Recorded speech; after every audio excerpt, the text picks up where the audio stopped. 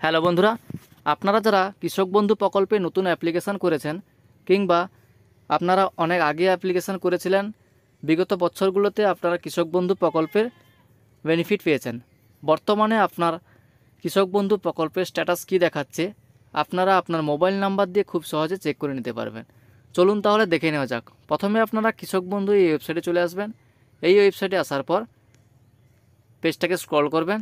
Scroll করার পরে দেখুন এখানে যে লেখা আছে নথিভুক্ত কৃষকের তথ্য, এই অপশানে ক্লিক করে দেবেন। এই অপশানে ক্লিক করার পরে দেখুন এরকম একটা পেজ ওপেন হবে।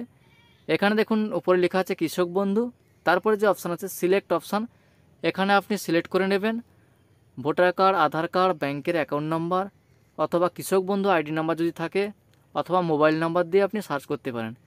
এখানে আমি মোবাইল নাম্বার এই অপশানটা সিলেক্ট করে নিলাম। এই অপশানটা সিলেক্ট করার পরে এখানে আপনার মোবাইল নাম্বারটা বসিয়ে দেবেন। মোবাইল নাম্বারটা বসিয়ে দেওয়ার পর I am not a robot, এখানে যে চেকবক্স আছে চেকবক্সের টিকমার্ক দিয়ে দেবেন। দেওয়ার পরে সার্চ এই অপশানে ক্লিক করে দেবেন। সার্চ অপশানে ক্লিক করার পরে আপনি পেজটাকে স্ক্রল করবেন। স্ক্রল করার পরে দেখুন এখানে আপনার ভোটার কার্ডের নাম্বার, আধার কার্ডের নাম্বার এবং ফার্মারের নাম দেখাবে।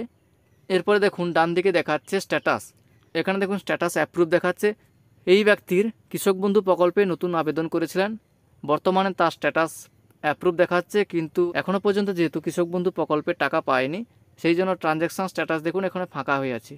যখন কৃষক বন্ধু প্রকল্পের টাকা পেয়ে যাবে তখন এখানে ট্রানজ্যাকশান স্ট্যাটাস সাকসেস দেখাবে। এইভাবে আপনারা খুব সহজে আপনার কৃষক বন্ধু প্রকল্পের স্ট্যাটাস চেক করে নিতে পারবেন। থ্যাংক ইউ বন্ধুরা, আজকের ভিডিওটা এই পর্যন্ত। ভিডিওটা ভালো লাগলে অবশ্যই একটি লাইক করে চ্যানেলটাকে সাবস্ক্রাইব করে দেবেন এবং পাশে থাকা বেল আইকনটি অল করে দেবেন।